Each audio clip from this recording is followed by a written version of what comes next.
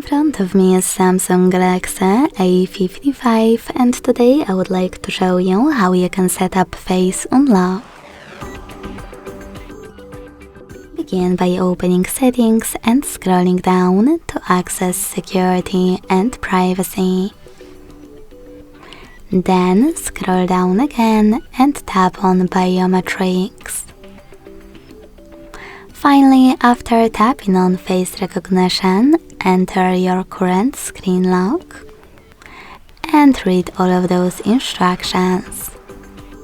When you're ready, select Continue, keep your face in frame and follow all of the instructions from your screen.